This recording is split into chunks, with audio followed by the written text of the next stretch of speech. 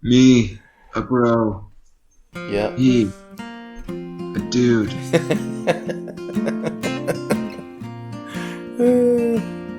That's good stuff. All right. Let's try it. Okay. Welcome to the We Will Journey podcast. We're talking about faith and life as it happens, and not the glossy exterior we wish it was. Oh. What, man? What did I do wrong? I think you said it's because all the things I was thinking about before. But we can edit that. You got that part good. Oh. You got it good. Okay. Okay. All right. Okay, just. Now it's your turn. Good. Yeah. Wait. We're gonna get under the surface.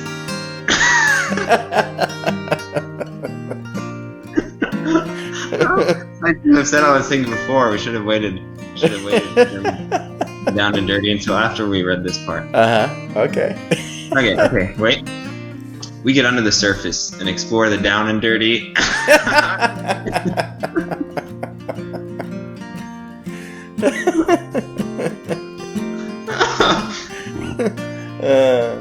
Okay. Maybe we should. It doesn't have to be word for word, right? No. I mean, I gave an interpretation. Okay. All right. We get under the surface and explore the down and dirty of life as it pertains to our beliefs, our relationships, politics, and absolutely everything else. Oh, there we go. That was good. All right. When I'm dead, laying in my coffin, all my friends all gather round. They can say I'm just sleeping good alone, the sweet peace I have found.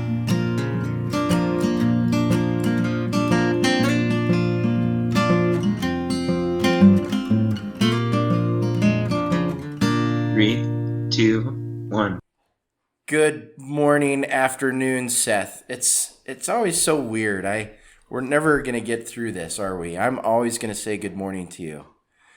As long as it is morning in your state of the woods. I mean, state of the woods. What do you say? In your neck of the woods. State of the woods. I combined two phrases, right? Neck of the woods and state of the union, or state of the your state of.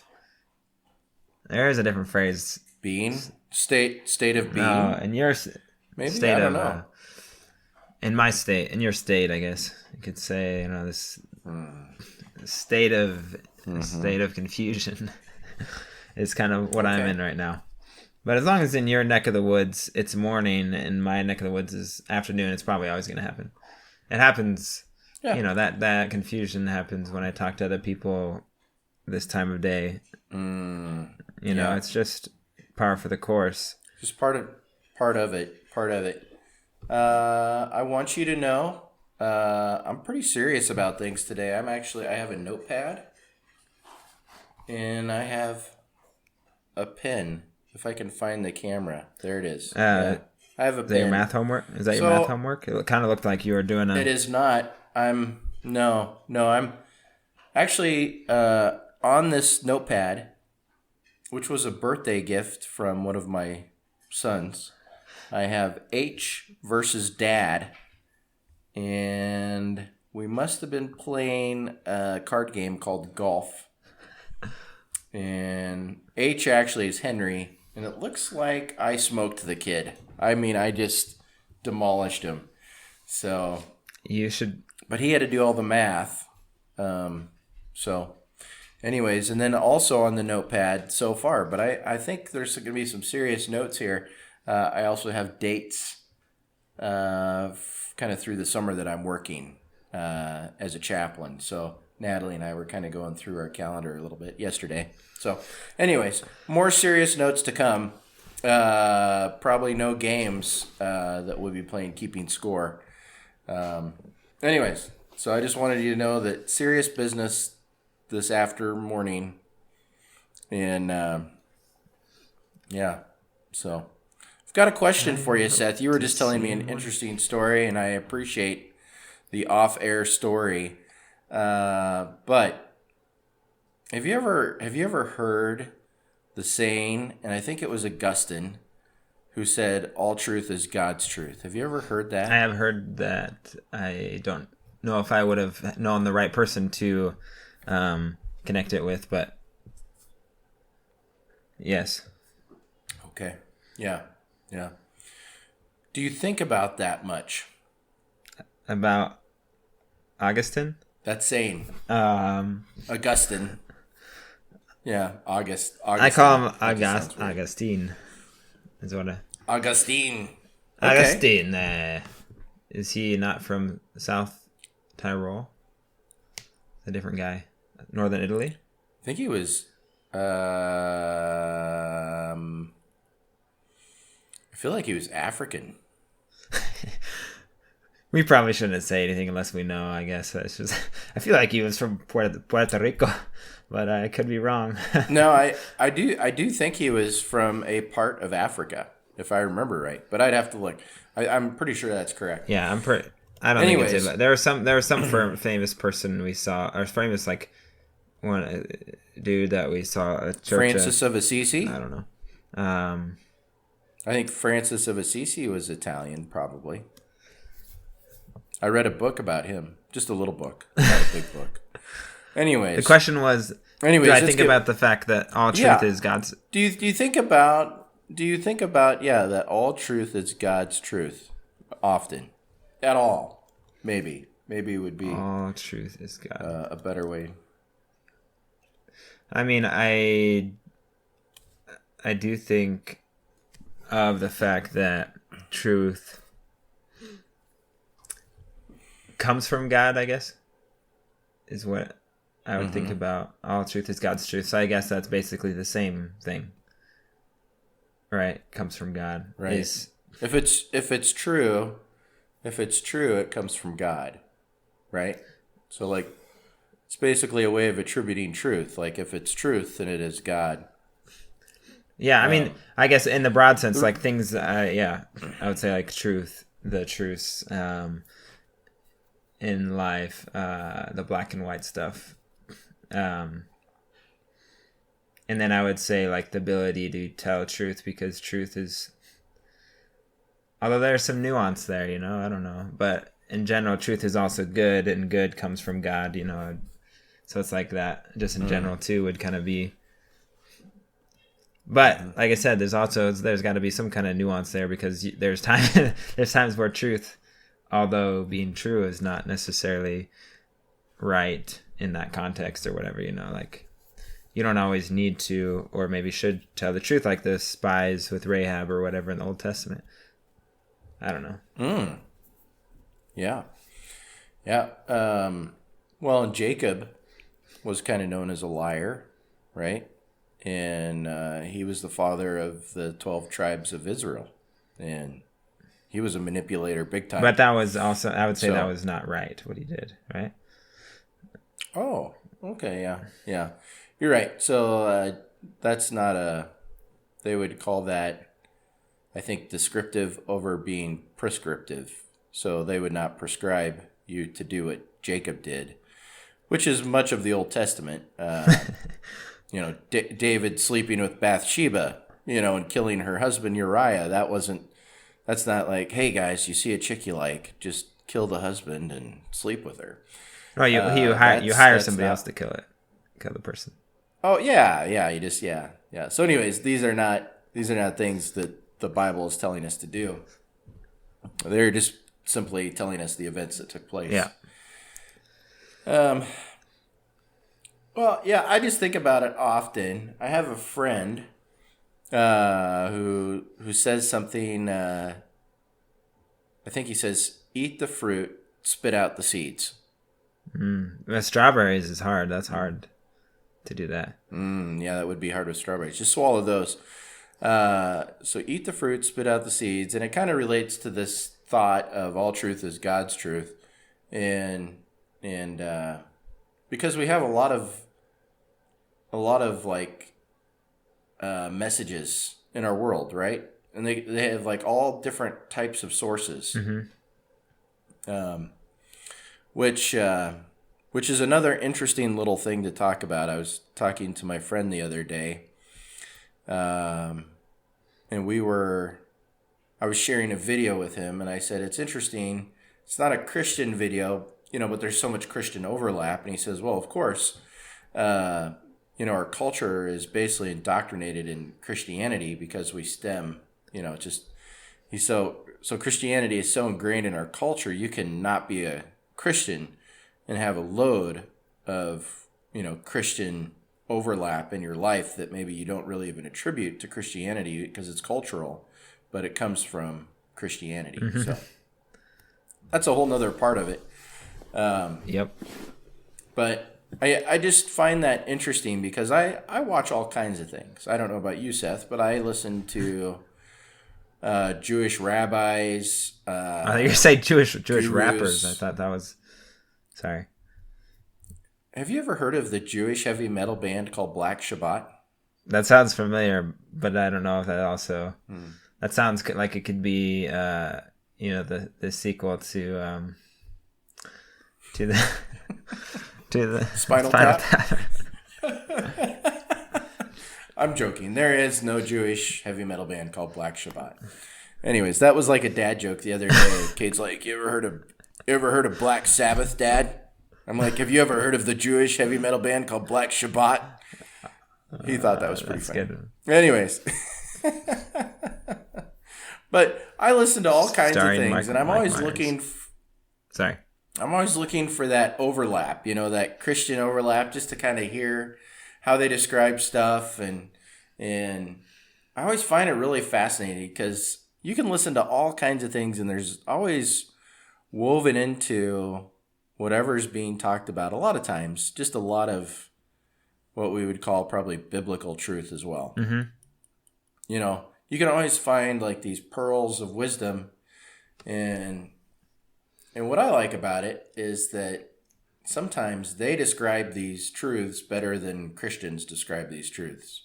And one example of that I ran into the other day was this guru talking about premarital sex. And so this girl gets up and asks him, is it okay to, sleep around or whatever? And how does the average, I don't know how you grew up, Seth, like in your context, like how, I know how you grew up, but I don't know exactly what people would tell you about premarital sex or having multiple partners, those kind of things. But what was the standard Christian answer that you normally got? I'm trying to think. I mean, I felt like I had a pretty healthy, like from my dad, a pretty healthy idea of what sex was meant to be, at least in my experience now looking back. But as answer I'd get probably in general would be sex in a heterosexual marriage is the best sex, and so wait for that. Okay. I think most often in my context I got, because it's wrong and God says not to do it. Right? You always got like that lazy Christian, it's wrong and don't do it. God says so, and go to hell otherwise, or something like that, Yeah. And yeah. I'm sure so I was definitely in around people like that, but I think I was kind of blessed to be in, especially one Christian group that I grew up in and around. Really was a more I think a more right and not as condemning approach to like sex and that thing. Well, when I put up this podcast, I'm going to link a video, okay? I'm going to link a video to this podcast from YouTube from this guru. So make sure you get the right video. Who I will try to do that. But I really like his answer because he talks about physical memory, like body memory. And the fact that, well, I'll let the video speak for itself because it is kind of in depth, but I just find it interesting. Actually, there was this rabbi that I listened to that answered kind of a similar question. Maybe I'll put both videos in the description. But he talks about belonging. So the guru talks about like physical body memory. The rabbi talked about belonging in a loving context when you go outside of somewhere that you belong, right? So I think he kind of equated having affairs and, you know, sleeping around and those kind of things to being somewhere where you actually don't belong. And the way he said it was really interesting. And of course, you know, a Jewish context, we have a ton in common. So I would expect him to answer some of those things in a similar way. But yeah. So I don't know. I'm just always fascinated by, you know, all the commonality that exists and kind of some of the, I don't know if I want to call it mainstream thought, you know, about morality and different things. Obviously, there's things that as Christians we may not totally agree with either. You know, I don't agree with that rabbi, for instance, on every little nuance of what he says in his video. You know, but we get hung up on wording too a lot. If we use the wrong wording to describe something, people get bent out of shape. So.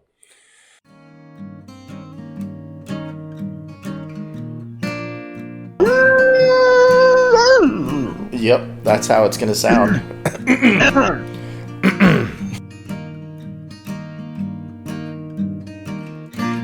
I know that exists too. It's interesting. The topic of sex is one also that I feel like connects, or in my experience has kind of connected me with like Muslim friends or whatever, where we can kind of see eye to eye. I feel, at least like practicing Muslims, there's cultural Muslims just like cultural Christians, who you know, sleep around like whatever, like everybody else. But people that I know that are like practicing Muslims, you know, they would be like, oh, I can't believe, you know, just like society and people just sleeping around all over the place and like, you know, not having a family and not having one woman. And, you know, I can see that, and it's kind of cool to see someone else like being like, hey, you know, family is important. And, you know, for us, for our religion, like having one wife and how valuable that is, you know, and how valuable it is to not sleep around and not just have all these random partners, and how, so I think with family and stuff like that, I mean, there's a lot of other things, like you said, with the Jewish rabbi, there's a lot of other things then also doing with family and women where I would see things differently than Muslim, some of my Muslim friends. But then others, I would even see that. I mean, similarly, I feel like a lot of the Muslims I've known have a very loving, respectful, encouraging relationship to their wives. So, but anyways, yeah, it's interesting because like that's one thing when you're talking about cultural setting in our day and age, especially here in Western Europe, in the United States, there's so many things that are influenced and shaped by Christian culture, whether especially young people want to admit it or not, you know, and or they realize it, if they even realize it, and most of them don't realize it. But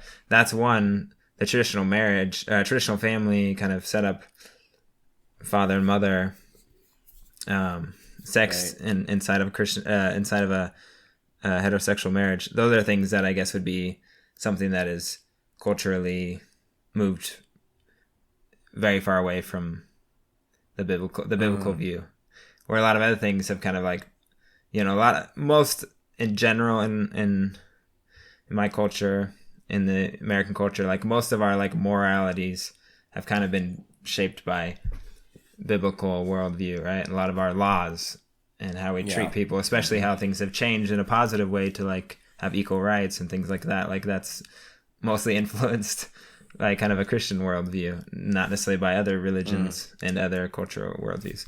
But that one specifically, you know, sex is one that I feel like is definitely what's normal is not what would be biblical.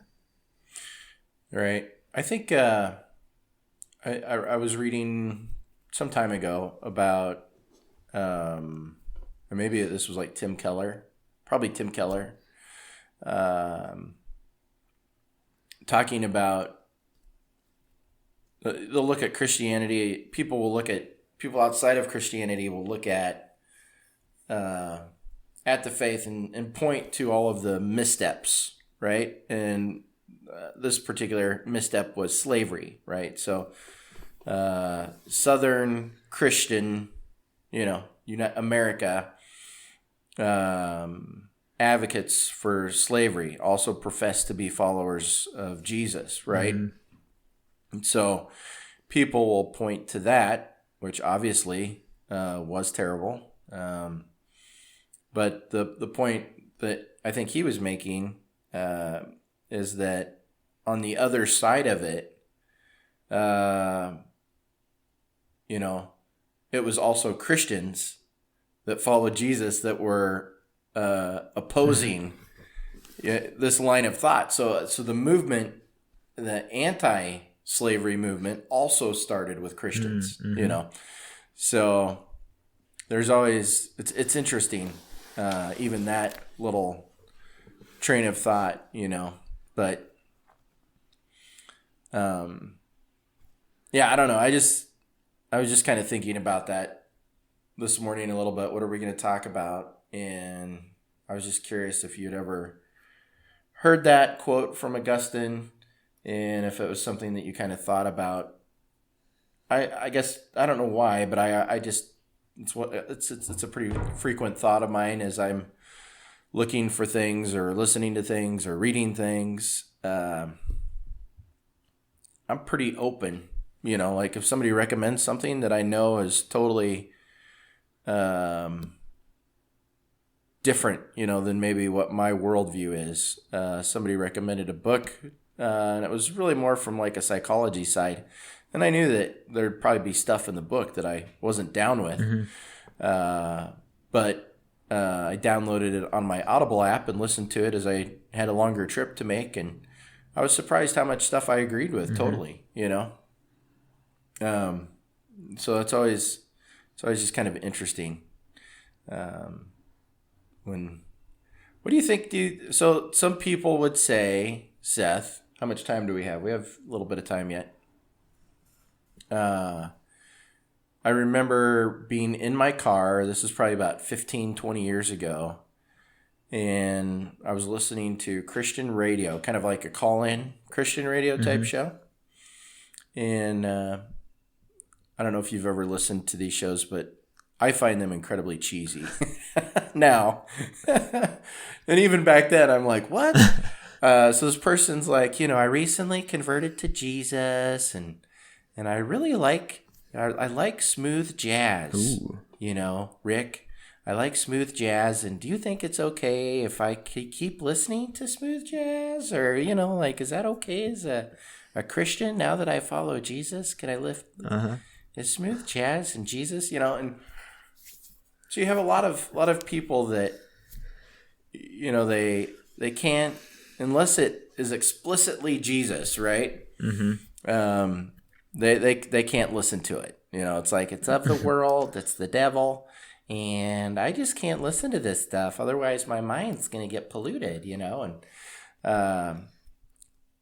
how do you feel about that, Seth, in your own life? Is that something that you've struggled with, kind of run up against? Do you think about that? Yeah, smooth jazz is definitely a big stumbling block. Has it caused you to kind of go down? That was just an example. I wasn't saying specifically smooth jazz, but some Kenny. No, I think it is very interesting. That's something actually that I've thought about a lot, or I guess think about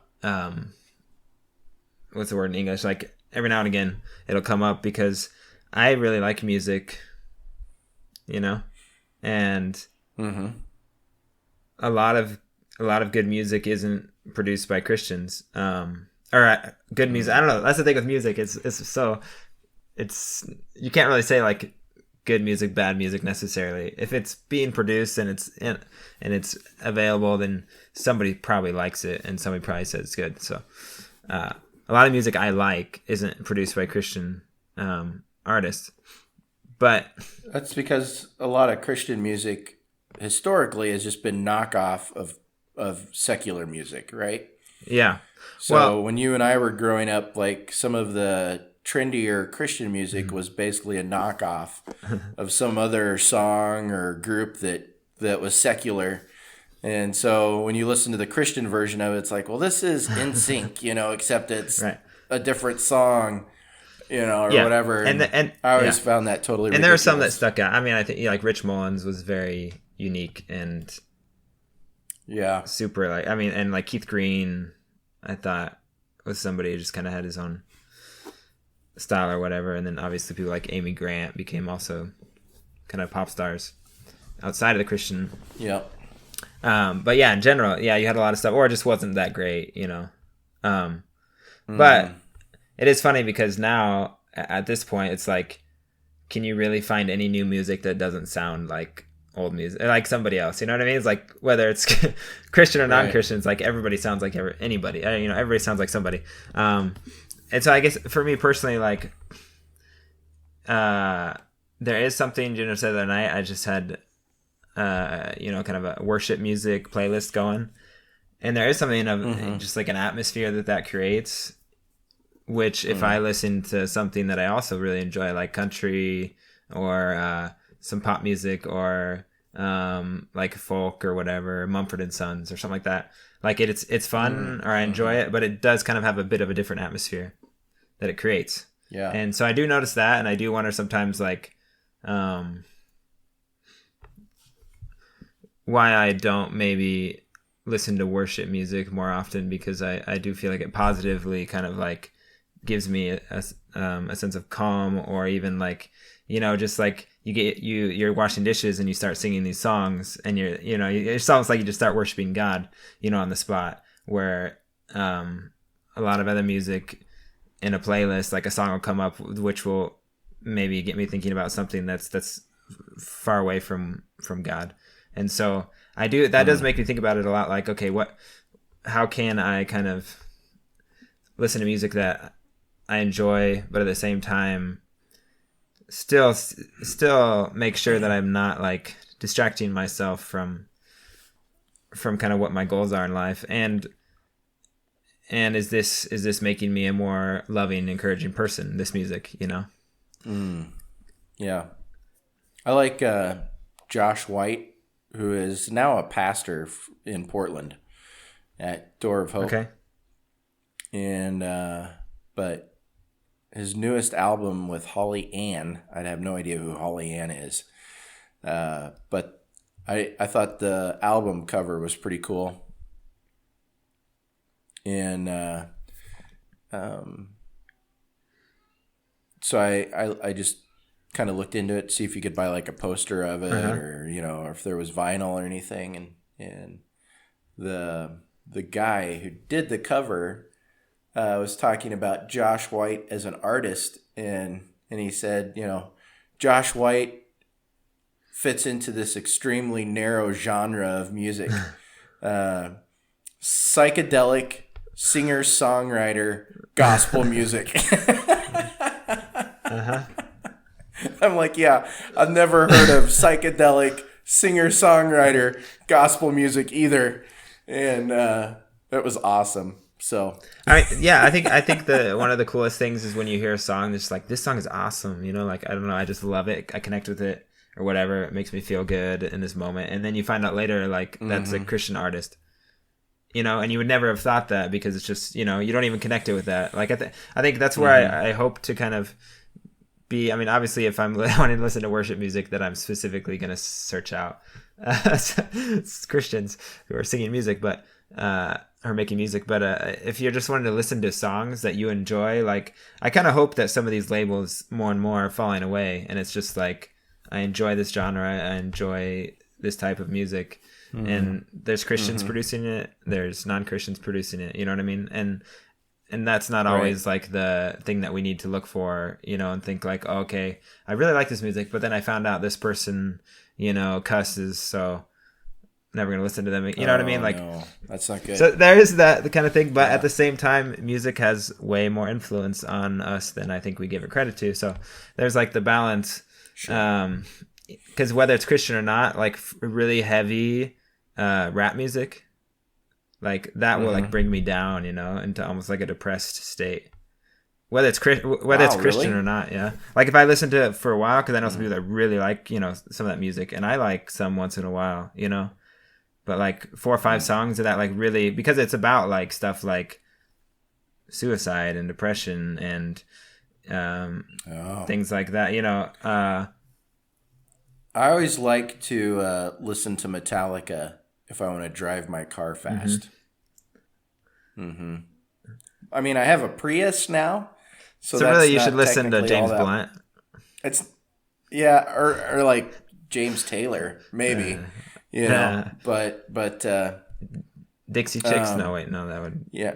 But I in the past, you know, in my younger days when I used to buy a different car on a fairly regular basis because I like to do that, Metallica was like my go-to to open the sunroof and like just, you know, floor it. So I don't do that anymore because that would be breaking the law. And that's not something that I believe in these days, Seth. But Well, and you own a Prius, so you'd have to like it takes 15 minutes to get up to speed, right? So I'd have to hook it up to a sports car.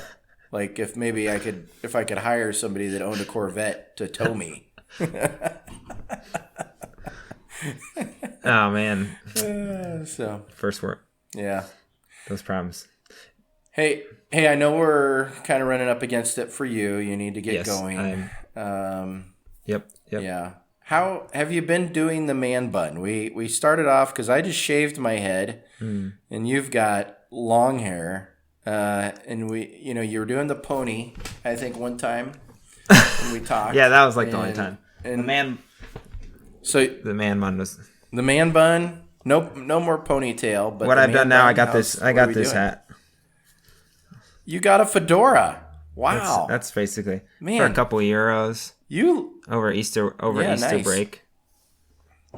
very cool. Very cool. You could be in a band like Switchfoot. That would.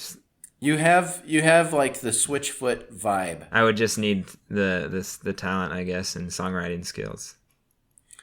Obviously, you can't do any of that, but Wait, obviously that's Just a on- strong word. I wouldn't say it was impossible. Just based on your overall look, the vibe, you know, you give off kind of like a Switchfoot.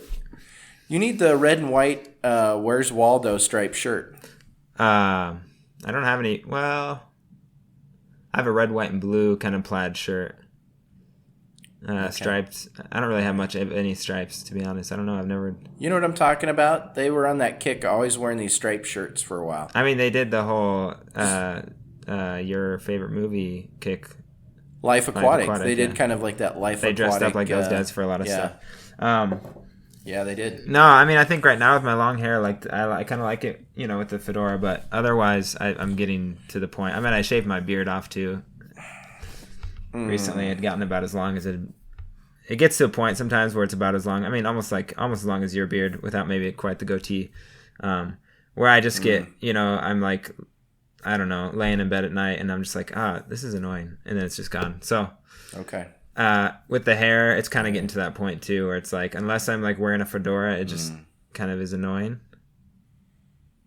Nice. Do you play Because it gets in basketball my- with your fedora? I borrowed a headband last week from somebody. Yeah, you should start doing the headband where it's always you kind of have that, you know, that headband. That'd look kind of cool. Yeah.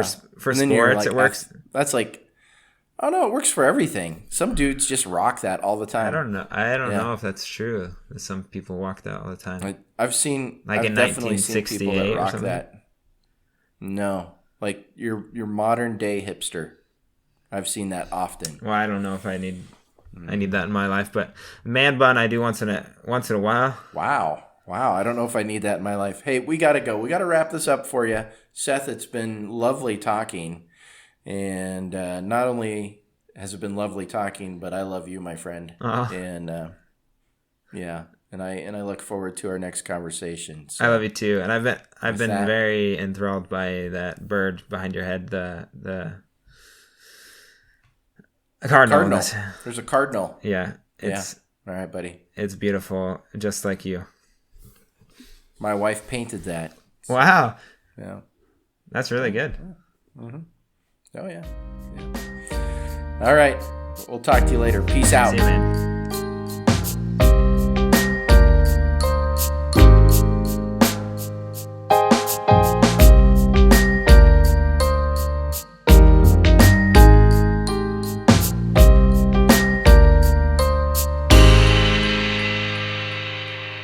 The mystery of oceans deep, the colors of the sky and trees, the endlessness of universe could never be explained. The closest look at molecules, the farthest sight at mountaintops, the thought of steps at strangest stars beyond the human mind. Monkey man and machine,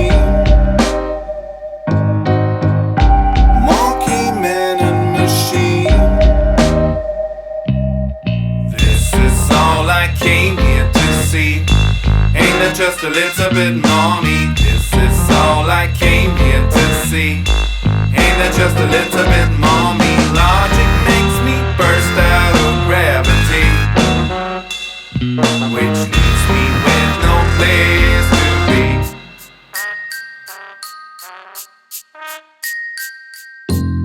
The deepest breath with stubborn hope, the truth inside the wildest dream. Believing in reality was written in the code.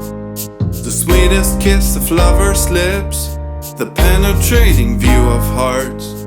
The universe of being me was made in you, my life.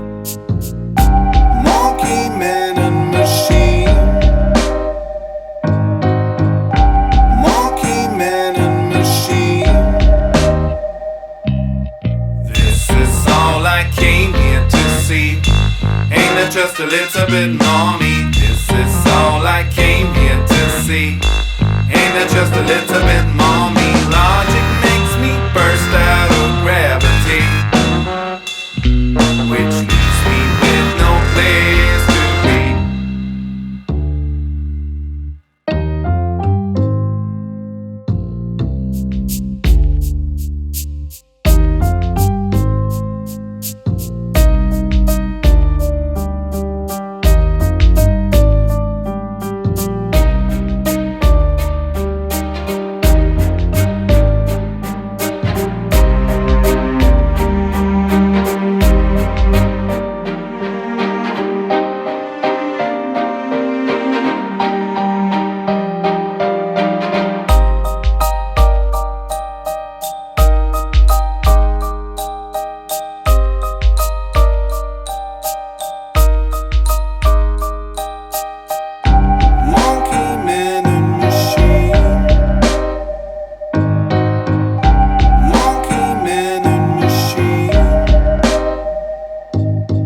This is all I came here to see.